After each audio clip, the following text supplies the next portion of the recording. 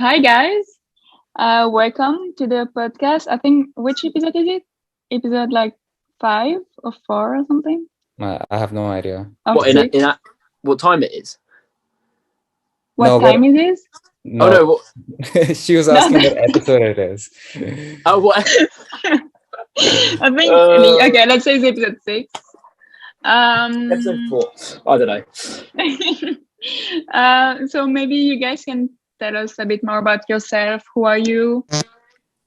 The origin story of the band. Joe, do you want to start? No, you go ahead. Okay. Say your piece. Okay. So I'm Sam, and the other person's Joe, even though it says Dutch Criminal Record, and we're in a band from the UK called Dutch Criminal Record. We make indie surf music, and yeah, Joe, do you want to tell the origin story, or how do you want to Probably proceed? more appropriate for you two, I'd say. So basically, we just went to the same school. Me and Joe, who's not here, the other Joe. There's two Joes. Oh, there's two Very Joes. confusing. Oh. Yeah, it's confusing. But we were like in the same music class, started playing guitar together, and we're like, let's form Dutch Criminal Record. And then Joe joined later on the drums. There you go. So Nice. what is Dutch criminal record? Like, what does it mean? Why the name? Do you have like a criminal record or something? Well, Joe. Again, like it's probably more appropriate for you to tell. Basically, our old drummer was a guy called Alex. Before Joe joined, there was another drummer called Alex, and he went to the Netherlands on a football tour when he was like 15, and like he came back for it and was like, I went out without a Dutch criminal record, and I came back with a Dutch criminal record. We were like, wow, that's so rebellious of you. It turns out we don't think he has one, because he was only out there for like a long weekend, which is not enough time to get. What do you do? Well, that's changed a lot as well. Like he said a number of things. We think he might have like stole some beer from a shop Okay. and drunk it when he was too young to drink it. Not that that's the wrong bit, but there you go. And like then he was like, I've got a criminal record. I think he just drank some beer from the hotel minibar. I think that's probably what happened. And yeah, thus a band name was born. Great. Is that ever gonna hinder you guys from touring the Netherlands? Oh no, well he's not in the band anymore. And also I think it's a lie. Well, I mean, I don't think it's very true. I think it's just a good story. Alex has played in Holland, I'm pretty sure. What's made in When there Holland? was- Alex, I'm pretty sure when that he was supporting the Totenhoe. Yeah, I mean, I feel like it's like a myth. It's like a legend. Like, Mm. I don't know. I can't think of any legends off the top of my head. George and the Dragon. It's like that. It's the 21st century version of George and the Dragon. Well, I think You don't agree, do you, Joe? No, it's more like Ratatouille with that guy, the chef, who like makes up the different story for why he was in prison every time you ask him. I'd say Okay, that's more appropriate. That's true. I don't know why. Maybe he was too drunk to remember. Yeah, he was just a boy. Yeah. There you go. So maybe you can talk about like the first couple of songs that you guys started playing together. Like, what were your early influences? Again, I guess it's probably most relevant. Well, I mean, back in the day when like we were really first started out, we'd play like Arctic Monkeys covers in like round each other's houses. I'm trying to think what we did what were we doing when you joined, Joe? Nothing really, just mulling about. Yeah. So, well, I mean, like we would play Arctic Monkeys covers. We played stuff like Vampire Weekend and stuff like that. And yeah, I guess that was what we played back in the early days. So, but you first put out music in 2014, right? Oh yeah. So like, and you've recently released a new EP. Yeah. How do you feel? Do you feel like your sound has changed? Like, do you feel like you have evolved throughout the years, or do you feel like you have found your like Dutch criminal record sound, or are you still like looking for it? It's a good question. I personally think, I don't know, like, I think we've really been pigeonholed as like, I mean, we kind of did it to ourselves. I think when you start as a band, you're told you need to have a specific genre, or at least we were told that. And so, you know, and because of, as Sam sort of touched on, the heavy influence from bands like Vampire Weekend and the Beach Boys and stuff, I think we went for like surf pop, surf rock sort of thing. And so, you know, and that's kind of every time we're on like a festival bill or like we're playing our own show and there's like a little bio, it's always like, oh, sunny surf pop from the South Coast or sunny indie rock or blah, blah, blah. And so I think, you know, we've kind of become like a bit of a stereotype. I mean, obviously it's not like a well-known stereotype because we're not particularly well-known, but within the people that know us, I think, you know, they kind of expect that kind of happy pop kind of sound. I don't actually think we really fit into that anymore, especially the latest EP. And that by far my favorite body of work that we've ever done is the latest EP, which I know is pretty everyone says that, every musician says that their last thing they did is their favorite thing, but I really think that is our best, objectively speaking. And I wouldn't say that fits into the sort of sunny surf poppy sound that we usually do. Hey Charlie definitely does, but the rest doesn't. But I do think that's it. I think we've really found our sound, which is kind of ironic because I don't think it fits into our own pigeonhole, but I really like it. Yeah. I don't know if Sam would agree with that. I don't know. What do you guys think it sounds like? Do you think it sounds sunny? Yeah, I think it sounds pretty sunny. This is the thing, right? So I did a recording of like a track I'd been working on for uni last year and played it to my lecturer, which I don't even, and he didn't know any of our music, and he was like, "That sounds so sunny." No, so weird. But I think it's just because, like, compared to like Outside, you would say that Outside is like the sunniest you could get. It's the most sunny, poppy little tune ever. Compared to that, the new stuff isn't as much like that. But compared to like, just if you compare it to like other music, it's still kind of a little kind of sunny and upbeat, I guess. Yeah. You know, do you think like really Living in Dreams is going to be okay? Do you think? I don't know. I think it has sunny moments. What I found really funny, the funniest part of this whole EP release was that, you know, we've had some pretty consistent, some pretty decent Spotify official playlist support. And, you know, we had put Return to Dust and Hey Charlie forward as like the two lead singles, and we're expecting some support with those two. And I think we had an idea of what kind of support we'd get, like maybe summer indie playlists or stuff like that. And apart from Apple Music, the playlist there, we didn't really get anything until the EP dropped, and It's Gonna Be Okay got on like New in Punk and Shockwave and stuff like that, which is really, really weird because like we're not punk at all. Like it's we're a punk band. Yeah, it was really funny. So speaking, sorry. No, go ahead. No, go ahead. I was gonna say, if you guys could maybe assume like a new identity, you know, kind of like how the Beatles did with Sgt. Pepper's, and like change everything up. Like, what direction do you guys think you would take? I mean, I can only speak for myself. I think for like for the sake of the band, and I suppose relative to the industry, certainly that punk wave is so prominent right now. So many bands coming through that are riding that wave still. Like, it's been going on for about 2-3 years now. Term now, just like the term indie, but all these different like punk bands I think it would be really cool to be part of that scene. And there's bands who aren't punk, who are part of that scene, who kind of fit in, like the Magic Gang, who are one of our favorite bands. Like, I feel like they're kind of part of that scene. They kind of get grouped in with it, and they're definitely not musically speaking, but I suppose their identity has been grouped in with that, which I think is really cool. And it's a really cool scene to be part of. So definitely, I think that's the route I would go down.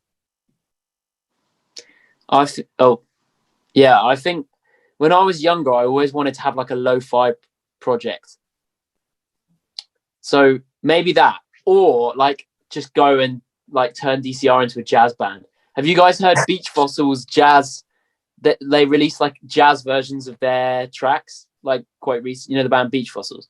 I know the band, but I haven't heard the jazz version. Oh, and it's just like they're obviously doing it for the love, because it's not going to like be that successful, but it's so good, and I'd do that. So going back to like Spotify and Apple Music and stuff, why is like to be like a musician in the digital era? Like, would you say that like those curated playlists and stuff like this have given you like greater opportunities to gain like visibility and stuff? I think that's a really like difficult one to ask, because we've only ever existed in that era, really. Yeah. And so, I mean, I remember I was speaking on the phone to this guy who manages an artist called Jerry Williams, and when we were speaking, she was, I mean, I don't know what she's up to right now, but she was really massive at that point. She'd just gone on tour with around Europe with Calpurnia and stuff. And anyway, he was just saying that like if DCR had existed like 15 years earlier, we would have been snapped up like that. And he said basically all you need to do is like walk around with a guitar and you'd have been signed. But now I think in terms of the label input that's necessary, you don't need it as much, which is really great. I mean, we've had some fair success without a label or without consistently being with a label. But that said, I think certainly, I don't know, it's such a vast pool now that that I think there's more. I don't know, it's hard to answer, but I feel like there's more competition now because, you know, that how many artists upload a track a day, right. Yeah. And then you've got to stand out from like the 10 million artists who have uploaded a track that day. And then also I think with Spotify playlists, I mean, I don't know this for a fact, but there seems to be, well, a monopoly from the labels. You know, if you're releasing with Sony, for instance, and you're a fairly established artist, then you're obviously going to get on all the big playlists. Whereas if you're an indie artist, I mean, it happens. I mean, we've done it. So, I mean, I don't know. It's really hard to say, but I think it's competitive. It's always been competitive. So I can't really add anything, I suppose. Yeah. It's easier to get yourself out there, but harder to get heard, maybe. Yeah. Swings and roundabouts. Yeah, totally. Yeah, I guess it's because it's become so saturated now, because it's so accessible for everybody to make music that anybody with a guitar and a MacBook can just like sit and record songs and put an EP out. So anyone can be an indie artist. Yeah, which is cool, actually. I think that is really cool. There's certainly people that it's expanded my music taste so much, and I am grateful for that. I mean, the issue with Spotify really is that it just doesn't pay. And that's, I think, the issue. I don't think there's any problem with the fact that music's now accessible. I think that's fantastic. But I think, you know, obviously, I don't want to get too political, but having like such a mass income and then the people who are creating that wealth are not seeing any of it, it's despicable. You know, like the CEO gets more than all of the songwriters combined. Yeah. Which is mad. Like, that is mad. The combination of everyone on Spotify combined still doesn't get as much as the CEO, which is crazy. That's insane. Yeah, I think a large part of it is because he looks at it as like a product, not like as something to be sold, you know? Not as music. So I remember reading an interview by him, and he said that musicians can't expect to release music every alternative year and expect to make money from it, which is like, why not? Yeah. Yeah, it's mad, but it's like the technology, like you said, like the fact that he's saying that is shaping how people make music, because like now people like release all the time and have to. Yeah. Yeah. I saw someone release an album of 1 second songs and just ask his followers to just stream it the whole night, like when they go to sleep. So he just gets more streams and he can make more money. That's so smart. How's he doing? Is he making his millions? I didn't look that much into it because his songs weren't that great. They were only a second long. Yeah. Fair enough. Yeah. I'm pretty sure I would clamp down on that. I'm pretty sure it was Sam who told me, but oh shit, who's that band? Oh, Wolfpack. They did that album of just silent tracks, and they said, look, they said to their fans, put this on overnight, it's silent, and then with the money we'll tour. And I think the tickets were either free or very cheap because the fans were kind of paying for it by playing their music overnight, which, you know, everyone won. And then Spotify were like, we don't do that. And then they can't do it anymore. So I think the 1 second album, it's a good idea, but I can't imagine they'll let that go for a while. The 1 second album. Also, I thought you had to like stream a track for 30 seconds for it to count as a play. I thought that too. But I suppose if the track's in 1 second. Yeah, maybe it was 30 seconds then. Not 1 That's second. quite clever. Well, I hope he wins. Yeah, it would be cool. Yeah. If you guys could tell Spotify, the CEO, something that he could change to make your lives a little bit better, like what would you say? Like, imagine he's gonna watch this. Yeah, like we're gonna share that message to him. I didn't read it, I promise. I think to make personally our lives better, like our song. But speaking as like an artist and for the good of all the artists, just pay your artists properly. Like, you know, make it feasible to live off your music. But obviously it's not going to happen. So there you go. I wonder how the model would work. Just chuck the 0.01 or 0.001 and make it 0.1 or 0.01 like pennies per stream, and that would still have a huge effect, you know. And he would still be a billionaire. It wouldn't affect his back pocket. He'd still make a shitload of money. He'd just make less than he's currently making.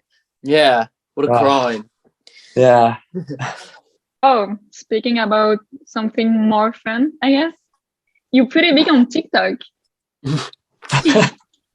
Yeah. Wow. Well, thank you. How that happened? I mean, what kind of content are you guys making? Food-based content, really. Yeah, well, Joe, who's not here, started it. He made like some TikToks where it's like, you know, this song, but imagine if it sounded like this song. Yeah, I saw that. So that kind of got the ball rolling. And then you were there when the first Sam's Eats happened, Frampton. Yeah, I'd actually made a bet with Joe predominantly, but Sam as well. Well, I paid Joe for my was, own. I suppose, really. Yeah, good. But anyway, because Joe was really predominantly the main content creator at this point, I just said, Joe, look, if you get to 15,000 followers before the release of our EP, or by the release of our EP, I'll take you out to Wagamama's and I'll pay for everything, unlimited, all you can eat. Because we were on like 2,000 followers at this point, and I was like, oh shit, this is great. We're on 2,000 followers. This is amazing. Wait, are you certified on TikTok? No, we're not yet. You could ask for that. I don't know how we go about that. It's the same with Instagram. Yeah, I've applied for us to be certified. You need to fill in a form and like send like proof that you were mentioned in like newspaper article or something like this. I see. Yeah, well, I'll see. I might go for that. But yeah, Joe actually smashed that bet out of the water. I ended up paying like £50 at Wagamama's, which is terrible. But that was like 15,000 followers, and then it just kind of spiraled. That one Sam's Eats video that he did, he just told me he had this idea. I was like, yeah, it might work. Give it a go. And then it blew up. That was him playing. Is it Can't Stop? I think it was Can't Stop by the Red Hot Chili. Yeah. He played that to a Sam's Eats video, and it blew up, and then it just went from there. And then there was one playing Sam and Joe playing the Office theme tune that went mad. That got like 16, 17 million views and like 3.5, maybe 4 million likes. That was huge. And yeah. You So guys think it changed anything for you yeah. when you got that big on TikTok? I think our listeners, I would sometimes put up videos of us playing gigs, and there was a few. To be fair, they've like 3 or 4 of the videos have done really well, but there was one in particular, us playing outside when we were supporting sports team, that really blew up. And since then we've just had people all over the world being like, especially America. So many Americans followed us, being like, "Come to America." Oh, you're breaking up. You're Genuinely hundreds message, "Hey, come here." We now. Yeah, it's all yeah. cool. Okay. Right. I was just saying that like we've had so many Americans messaging us telling us to come to America, which is just not feasible for us. But like to them, it's just like, oh, just fly over and play. I think they thought, a lot of them, like they just instantly assume if they see something that it's from America. Yeah, of Do you know what I mean? course. They just assume we were an American band. I remember as well, because like, you know, like every single city and village in the UK, there's like one in America named after it. Yeah. So they'd be like, "I can't believe you guys are from Portsmouth," and then we'd be like, "We're from the Portsmouth in England, like that's like 5,000 miles away." Yeah. So it has helped, yes. Big time. Yeah. So did you? TikTok's like the new weapon for the Yeah, for unsigned sure. artists. Yeah, no, it's insane. Overnight, you can get like incredibly famous everywhere. You get like 10 million views. It's like insane. Yeah, it's mad. Did you like start making TikTok for like a purpose or like just for fun? The first few that we did were like in They're the shit. first well, like they were in the first lockdown. It's just because our like manager at the time, Dan, was like, "I've made you guys a TikTok. You should start using it." But then like, I don't know, like Joe especially, they're very into their TikTok, so they're like, they'll research what we should do and then they'll go and do it. And like, it's like, it's not purely for fun. It's Yeah, it was. But now it's not. like, we enjoy doing them, but it's kind of like, it's their tactic. We've got a tactic. Yeah, it looks like it takes a lot of time to like create the music around the like cooking thing. Yeah. Like, how long does it take you? Like within 20-30 minutes we can do it. Like that the Office one was really hard, like, because I'm not a very good keyboard player. It took me a while to work it out. Me and Joe was just sat upstairs in his room playing the do like for like an hour, and then we're like, right, we got it. But then actually shooting it only takes like 20-30 minutes, and the hardest bit is thinking of a song that you got to find, because he cuts all his videos at the same tempo. Here's the secret, guys. He cuts them at about 180 BPM. So if you know a song that's in that tempo that's big, there you go. That's how you do it. Shravan, do you have any more questions? Yeah, I did want to ask you, like, but like, I'm not sure how I feel about TikTok, because like you said, it's like it's a lot more like calculated and more tactical than it seems. And also like the kind of content that you put out, it like you have to put out something that catches eyes. And like, so I guess I'm a bit skeptical about how well that really translates into fans of music, you know, of the kind of stuff that you make. Like, is what do you guys think? Well, the videos of Sam's Eats don't really help the band, apart from we just get loads of followers. But then when Joe puts up a video of us playing live, it means a lot more people see it, and then that translates into people that like our music. Personally, I mean, I don't really like TikTok as a platform, because I think it's just a load of nothing that I've asked for. Like, nothing I see on it is anything I'd ever look up. You know, like, you know, if you like turn the TV on, you want to watch a specific program, or you go on YouTube and you want to look at something, TikTok's just a load of junk. It's just a load of just like guff, but That's so Bradford rude. absolutely loves TikTok, so I'll let him speak about it. Right, I have to disagree thoroughly with Sam. I think it's a brilliant platform because it could, for that exact reason, it's just complete shit. But it's like it's people's. I just love It's that. funny It's like, shit. yeah, it's like a window into people's imagination, and like you're seeing it from just uploading your first video. If it's fucking weird enough or funny, then you'll find it, or it will find you. And I think it's amazing, and it's like I've had so much fun just laughing at videos on TikTok. And Sam, like, as much as he tries to like say, "Oh, I don't like it's guff," I send him loads, and he sometimes just replies like, "Oh, that's hilarious," or "That's ridiculous," blah blah blah, and he loves it. And he tries to play all high and mighty, but he loves it. Well, look, the odd TikTok's fun, but as a platform, I just think it's just like it's such a needless platform. If it was never made, no one would have people wouldn't be there. Like, I wish there was just this constant stream of random thingy-majigs. You know, They would. Vine. they wouldn't. They just wouldn't need it. This isn't Did the you like first time. Vine back in the time? Pardon? No. Did you use Vine? Joe, Same the thing. Joe that's not here did. So Right. he liked it. Did you? Did you guys? Oh No. yeah, I was a big fan of Vine. I Yeah. love it. See, Vine went and it's gone.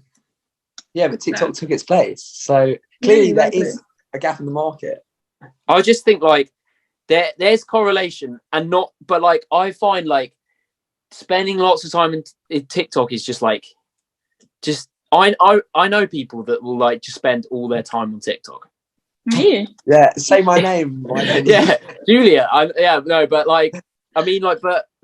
just think I don't know. I think it's not very profitable. I sound like such an old person, but there you go. Yeah. You are. I've said it now. Cat's out the bag. Woo. You guys also mentioned that you kind of started this when the whole pandemic thing kind of kicked off. So maybe you could talk a little bit more broadly as well about how you guys were affected by the pandemic. I mean, we were kind of everywhere. I was in Bristol. I was in my third year at university. I was my final year. Joe was in London. Other Joe was in London, I'm pretty sure. Rio, who was part of the band then, our bassist at the time, was in Chichester, I'm pretty sure, and Sam was in Chichester. It was just kind of first lockdown was fun. I loved it. It basically, it both saved me and scuppered me at university. It gave me more time, but it buggered my final result. But I was just I was vibing all day. I was living with my friends. We would often, my next door neighbor Fred, because we were living on this really busy road in Bristol, he had this massive speaker and he'd point it out his window and we just put on sets for people walking by. It was fantastic. I loved it. Just playing great music. I love it. It was so much fun. But then as soon as I came home, it was shit. It was as soon as I left Bristol, I was like, oh, this is right. I'm sick of this now. Can it be over? Yeah. It was good, from a songwriting perspective. Me and Joe especially wrote loads of songs, and it kind of set us up for the whole EP. Basically, the entirety of the EP was written during different lockdowns. Yeah. Yeah, literally all of it was. So so yeah, that was good. I kind of liked the break for a bit. The break from normality was really helpful in just kind of writing and taking stock of stuff. I feel like everything we've done since the lockdown has been better than everything we did before the lockdowns. True. In a weird way. So there you go. You guys should mention the coronavirus in your EP credits, for creation. Yeah, well, I mean, that's the weird thing. If it hadn't happened, 100% our music would sound so different now, which is so weird, isn't it? Yeah. We genuinely, I don't know what the EP would sound like. I have no idea. Joe's gone. I don't think there'd be an EP, to be honest. It probably wouldn't be called It's Gonna Be Okay. It definitely wouldn't be. There you go. So you guys are doing concerts again? Also, how is it to be back on stage? after a long time. Yeah, it's really good. We've got a tour in the spring of 2022. Hopefully that will go to plan. In the UK? Pardon? I'm guessing in the UK. Only in the UK. only in the UK at the minute. We would like to come to Europe. We will come one day, but it's kind of hard because of Brexit. It's kind of Brexit plus COVID is the ultimate, like, yeah. It's just I don't know what word to use to describe it, but it's ruined it. But yeah, it's been very nice playing again, and we're looking forward to our tour. It's good. Do you guys have anything else planned for the next year? Maybe some New Year resolutions? Oh yeah, right. Yeah, maybe. I might go vegetarian for January. Oh. Isn't it supposed to be vegan? Yeah, but this is the thing. January's too miserable to cut out cheese. Enough bad stuff happens in January without me having to lose like mozzarella dip. What bad stuff happens consistently in January? Small steps. Yeah, exactly. And so all my deadlines are at the start of January. I need cheese to help me with those. You can get vegan cheese. It's disgusting. Yeah, exactly. And also as well, like, you know, like, I don't need to run before I can walk. No, fair point. I think you'll have a tough time walking. Yeah. But have you guys got any resolutions? I mean, it's kind of, I haven't even had Christmas yet. Any resolutions? I guess growing my page, this podcast. That would be great. Going to more shows if it's allowed, obviously. Yeah.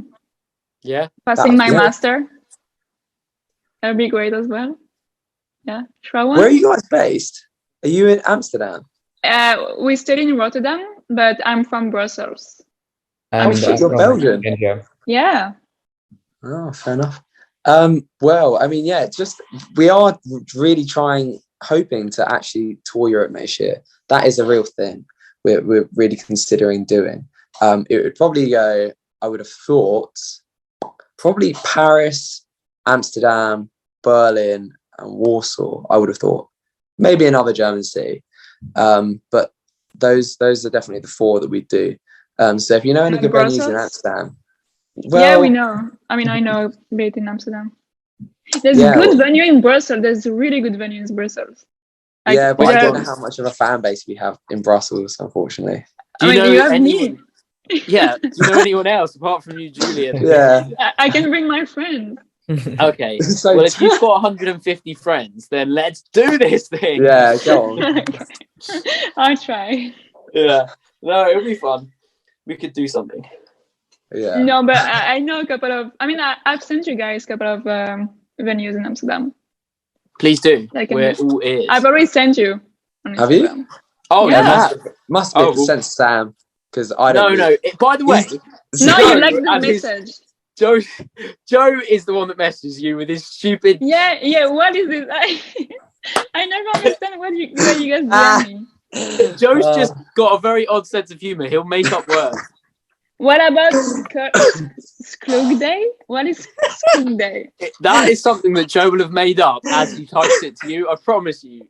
We are free all of Sklug Day. He's full of rubbish, honestly. Well, too bad he's not here today. Yeah, that's too bad. I wish he was here today. I wish he was here today. Well, guys, do you have anything to add? Where we can find you, find your music, find you on social media? Dutch Criminal Record, and then the social media of your choice. You'll find us, hopefully.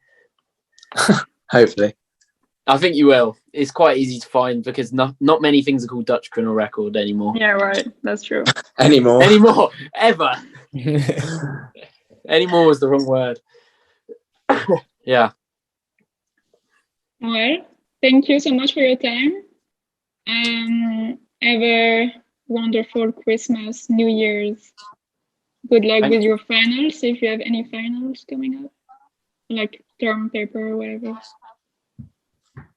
Yeah. What, our families? What? Finals. No, I say good luck. Oh, if finals. you're I in believe the finals. families. Good luck with your family. Oh, thank you. Yeah, I've got loads. So thanks very much. I'm about to start. Well, okay, guys. Thank you. Thank you. Thanks. Thanks, guys. Nice to meet you guys. See you Bye. soon. Nice to meet Bye-bye. you. Bye bye. Bye.